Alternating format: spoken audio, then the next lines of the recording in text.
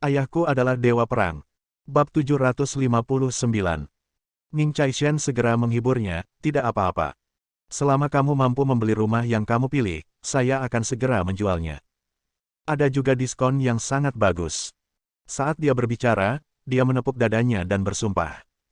Zuo Yunduan dengan hati-hati memahami apa yang terjadi, lalu mengangguk dan berkata dengan wajah serius, saya telah mendengar tentang masalah ini, dan bos kami memang telah mengakui bahwa ada sekelompok orang seperti itu. Kita tidak bisa membiarkan mereka membeli rumah di Yunhai Tiansu. Mendengar pernyataan ini, Shenrong dan Su Yufeng tercengang dan hampir menangis. Su Yufeng masih menangis dan berkata, jangan lakukan itu, kami hanya ingin membeli rumah di Yunhai Tiansu. Kota Yunhai sangat besar, kami hanya ingin membeli rumah di sini, meskipun yang termurah, tidak apa-apa. Beli saja. Tidak hanya nyaman untuk ditinggali, tetapi juga memiliki ruang apresiasi yang tidak terbatas. Baik sekedar kebutuhan atau investasi, sangat bagus. Anda harus menjualnya kepada kami. Shenrong mengangguk dan memandang Ning Caishen dengan penuh semangat. Ning Caishen tertawa, Lao Zuo, tolong berhenti menggoda mereka. Paman Shen dan Bibi Su adalah orang tua yang baik, dan saya menghormati mereka sebagai orang tua saya. Kamu harus memberiku wajah ini. Zuo Yunduan tertawa terbahak-bahak, oke, kata orang lain, maka saya pasti tidak berani mengambil risiko ini. Tapi inilah yang dikatakan Tuan Ning. Tuan Ning mengambil risiko bersama saya. Apa yang harus saya takuti? Bahkan jika bosnya tahu, dia tidak berani menyalahkan Tuan Ning. Bagaimanapun, Anda adalah pemegang saham utama Yunhai Tiansu.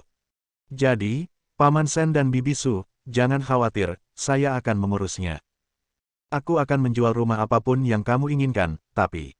Berbicara tentang ini, dia berhenti sejenak, wajahnya penuh misteri. Guan Qianjun menemukan tempat duduk dan duduk, tersenyum saat dia melihat mereka tampil. Shenrong dan Su Yufeng merasa lega, tetapi ketika mereka mendengar ini, mereka mengangkat hati dan bertanya serempak, apa? Zuo Yunduan menghela nafas. Tapi rumah kami di Yunhai Tiansu sangat mudah untuk dijual. Orang-orang yang ingin membeli rumah ini semuanya adalah orang-orang yang sangat kaya, jadi setelah persetujuan bulat dari Dewan Direksi kami. Untuk membeli rumah di Yunhai Tiansu, kami tidak menerima pinjaman, hanya uang tunai. Saya tidak tahu apakah kalian berdua punya banyak uang. Tahukah Anda, villa bangsawan termurah di sini harganya 20 hingga 30 juta. Su Yufeng dan Shenrong menghela nafas lega lagi. Su Yufeng menepuk dadanya dan berkata dengan lantang, tentu saja, jika Anda punya uang. Belum lagi, 30 hingga 40 juta pasti dalam jangkauan. Kami ingin rumah dalam kisaran 30 hingga 40 juta. Tiba-tiba, dia menatap Guan Qianjun dengan sedikit rasa bersalah. Lagi pula, meskipun 30 hingga 40 juta ini dapat diperoleh, lebih dari 10 juta di antaranya adalah kartu yang dilemparkan Guan Qianjun terakhir kali. Jika dia mengambilnya kembali, dia tidak akan bisa membeli rumah di Yunhai Tiansu. Sekalipun Anda bisa membelinya, itu adalah jenis yang paling buruk. Guan Qianjun mengangkat bahunya, izinkan saya mengingatkan Anda untuk terakhir kalinya, ini adalah penipu. Jangan percaya mereka. Jika Anda melakukannya, Anda akan tamat dan puluhan juta akan hilang. Zuo Yunduan tiba-tiba menoleh, menunjuk ke arahnya dan berteriak, siapa kamu? Saya baru saja melihat sesuatu yang salah denganmu. Pengawal Tuan Ning ingin memukulmu. Beraninya kamu mengatakan bahwa Tuan Ning dan saya adalah pembohong. Ini izin kerja saya. Jika saya pembohong, apakah saya berani membuat keributan besar di Yunhai Tiansu? Lihat orang-orang yang saya bawa di belakang saya. Ini adalah etiket tingkat lanjut kami di Yunhai Tiansu. Di mana aku menemukan wanita cantik yang berbohong kepada orang lain. 4 wanita cantik di belakangnya mengenakan sepatu hak tinggi dan congsam. Tampil bermartabat bahkan anggun. Masing-masing dari mereka juga memegang model villa bangsawan kecil di tangan mereka. Ini juga sudah disiapkan. Saat mereka pertama kali memasuki istana, Ning Caishen memanggil Su Yufeng dan Shenrong di depan mereka. Zuo Yunduan juga memotret izin kerjanya di meja kopi dan meminta Guan Qianjun untuk mengambilnya dan melihat lebih dekat. Guan Qianjun tidak mengambilnya. Su Yufeng mengambilnya dan langsung menjadi bersemangat saat melihatnya. Ini benar-benar wakil manajer umum pertama Yunhai Tiansu. Ada segel baja di atasnya. Dari tampilan ini, tidak mungkin palsu. Su Yufeng dengan bangga melambaikan izin kerjanya di depan wajah Guan Qianjun, hampir tidak membiarkan sudutnya mengenai mata Lao Guan. Dia berteriak, apakah Anda melihatnya? Apakah Anda melihatnya? Ini izin kerja Tuan Zuo. Buka mata anjing Anda dan lihat. Beraninya Anda mengatakan bahwa Tuan Zuo dan Ning selalu pembohong. Apakah itu bohong? Tidak ada yang akan percaya jika kamu memberitahuku. Shenrong berkata dengan dingin, orang semacam ini memiliki pikiran yang tidak jelas dan ingin menipu dan menyombongkan diri. Siapa yang akan mempercayainya? Kami dibawa ke Yunhai Tiansu oleh Tuan Ning dengan sebuah Cadillac bernilai jutaan. Tidak peduli penjaga keamanan yang Anda temui di jalan, siapapun di istana ini, atau Tuan Zuo, mereka semua dapat memastikan identitas Tuan Ning. Mungkinkah ini bohong? Dasar bajingan yang tidak tahu apa-apa. Kukira kita sudah tua dan bodoh, aku lebih pintar darimu. Ning Caishen berkata dengan marah, Lao Zuo, dia adalah anggota staf yang menghabiskan sejumlah uang untuk menyuap Yunhai Tiansu. Dia bahkan mungkin telah menipu bos kita melalui beberapa cara. Jadi, orang yang membuatku, Paman Shen dan Bibi Su, tidak memenuhi syarat untuk membeli Yunhai Tiansu. Tidak, dia juga mengatakan bahwa dia adalah pemilik Haoyu Tianzuang. Dia menghabiskan beberapa miliar untuk membeli Haoyu Tiansu. Desa. Tuan Zuo, apakah ini terjadi? Zuo Yunduan tertawa dan berkata dengan nada menghina, Haoyu Tianzuang memang dibeli oleh bos super misterius dari provinsi lain, tapi nama belakang bos ini bukanlah Guan.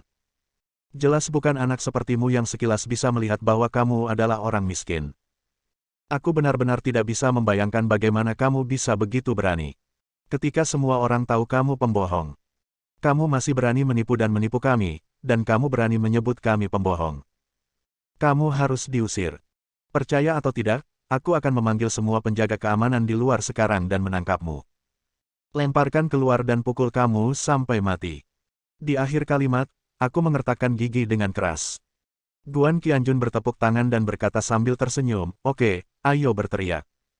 Wajah Zuo Yunduan membeku. Ning Caishen berteriak cepat, kamu tidak perlu memanggil penjaga keamanan di luar, pengawalku pasti bisa menanganimu. Su Yufeng berteriak lagi, Tuan Ning, minta penjaga keamanan Anda untuk segera memukulinya sampai mati. Beberapa pengawal hendak bergegas menuju Guan Qianjun lagi. Lao Guan berkata dengan tenang, ada apa? Apakah kamu merasa bersalah? Kamu ingin meminta seseorang untuk memukulku setengah mati dengan cepat, lalu meledakkanku, dan mungkin membunuh seseorang dan membungkamku. Ning Caishen terkejut dan tiba-tiba teringat sesuatu. Ekspresinya berubah tak terduga, lalu dia tertawa. Dia menyodok keras Guan Qianjun dengan satu jari. Oke. Nak, saya akan memberitahu Anda apakah saya benar-benar membeli rumah ini. Coba lihat apakah saya, Ning Caishen, adalah pemegang saham Yunhai Tiansu. Saya tidak akan berdebat dengan Anda jika saya tidak membuat roti kukus. Zuo Yunduan juga berkata dengan dingin, kalau begitu saya tidak akan terburu-buru untuk mengalahkan Anda. Saya akan menunjukkan kepada Anda apakah saya wakil presiden pertama Yunhai Tiansu. Saya terlalu malas untuk berdebat dengan penjahat seperti Anda. Bab 760. Ning Caishen mengangguk, lalu berkata, Lao Zuo, kenapa kamu tidak membiarkan gadismu memindahkan model villa ini ke meja, dan biarkan Paman Shen dan Bibi Su memilihnya untuk melihat mana yang mereka suka. Jika kamu menyukainya, belilah, tetapi kamu harus berjanji untuk memberiku, kedua tetua ini, diskon yang sangat bagus. Zuo Yunduan mengangguk tajam, tentu saja. Saya diperkenalkan oleh Tuan Ning. Selain itu, saya juga sangat mengagumi kedua tetua ini. Saya pikir mereka tahu benar dan salah dan merupakan orang baik. Kamu tidak akan tergoda oleh orang jahat dan tidak percaya pada kami. Memang pantas berteman dan memberimu banyak hal. Hal ini membuat Su Yufeng dan Shenrong tertawa terbahak-bahak hingga hampir kehilangan gigi. Su Yufeng berkata dengan penuh emosi, oh, Tuan Ning. Tuan Zuo. Orang dengan status dan status seperti Anda, yang keluar masuk dengan mobil mewah dan wanita cantik, pasti bisa dipercaya, bukan? Kami tidak mempercayaimu, mengapa kami harus menulis surat kepadamu? Shenrong Jia sangat setuju, benar. Pasangan tua itu menatap Guan Qianjun lagi. Zuo Yunduan dan Ning Caishen juga memandang Guan Qianjun sambil mencibir, mata mereka penuh geli, seperti seorang pemburu yang sedang melihat mangsanya. Ning Caishen berkata sambil tersenyum, nak, kami orang besar tidak peduli padamu, jika tidak, kamu akan dipukuli hingga jatuh, tunggu saja aku, apakah kamu berani mengatakan bahwa kami pembohong? Jika kamu berani menjadi sombong lagi, aku benar-benar akan membunuhmu. Su Yufeng juga menggelengkan kepalanya dan menghela nafas, Tuan Ning adalah pria yang baik. Ada banyak dari Anda, dan Perdana Menteri dapat memegang perahu di perutnya. Jika tidak, Guan Qianjun, Anda akan dipukuli setengah mati dan lalu dibuang. Guan Qianjun berkata perlahan, cek, apa menurutmu aku tidak bisa melihatnya? Awalnya, kamu ingin seseorang menjatuhkanku, tapi kamu pikir aku pasti mampu jika aku begitu berani. Mungkin, suara perkelahian ini terlalu keras, dan jika sampai keluar, itu akan menghalangi rencanamu, jadi sebaiknya kamu kesampingkan aku dulu, menipu uangku, lalu berurusan denganku perlahan, kan? Saat dia mengatakan ini, Zhuo Yunduan, Ning Caishan, atau orang-orang di sekitar mereka semua terlihat sedikit panik. Zhuo Yunduan masih memasang ekspresi galak di wajahnya. Tepat ketika dia hendak memarahinya, Shen Rong berteriak, Guan Qianjun, sudah cukup. Kamu masih ingin memfitnah Tuan Zhuo dan Tuan Ning seperti ini. Apa yang kamu pikirkan? Apakah kamu bodoh atau gila? Su Yufeng berkata dengan murung, Tuan Zhuo dan Tuan Ning tidak ingin dibodohi oleh badut seperti Anda, jadi mengapa Anda benar-benar mengolok-olok mereka? Dua bos, tolong hubungi beberapa orang di sini. Aku bisa mengalahkanmu sampai mati, keluar dari sini. Aku benci kamu saat aku melihatmu. Ketika dia berbalik, kemarahan di wajahnya berubah menjadi senyuman yang menyanjung, dan dia terus meminta maaf kepada Zhuo Yunduan dan Ning Caishan. Ning Caishan tersenyum cerah, tidak apa-apa, tidak apa-apa. Seperti yang dikatakan kedua tetua, hati Perdana Menteri dapat menopang perahu. Kami tidak ingin repot dengan badut semacam ini. Mari kita lihat baik-baik rumahnya untuk dilihat jika ada sesuatu yang kita suka. Lao Zhuo, tolong beri perkenalan yang baik kepada kedua tetua itu. Zhuo Yunduan tersenyum dengan senyuman di wajahnya, seharusnya benar. Saya harus melayani dua orang tua yang baik ini dengan baik dan memuaskan Anda. Dua orang tua yang luar biasa dapat melayani Anda. Ini adalah kehormatanku. Ini adalah Wakil Presiden Yun Haitiansu, dan dia yang pertama. Su Yufeng dan Shen Rong tersanjung dengan pernyataan ini. Lalu, Zhuo Yunduan tiba-tiba menatap Guan Qianjun dengan tatapan kasar. Lalu dia berjalan ke meja. Saat ini, keempat gadis Chongsam telah menempatkan model villa di atasnya. Model ini juga terbuat dari plester, dengan bunga, burung, kolam ikan, pavilion, taman kecil, dan bangunan induk semuanya terlihat sangat detail. Zhuo Yunduan membuka mulut untuk memperkenalkan. Di mana letak villa-villa ini di Yun Haitiansu, bagaimana letak geografisnya, luasnya, dan harganya. Dia berbicara dengan jelas, dan sepertinya memiliki banyak pengalaman.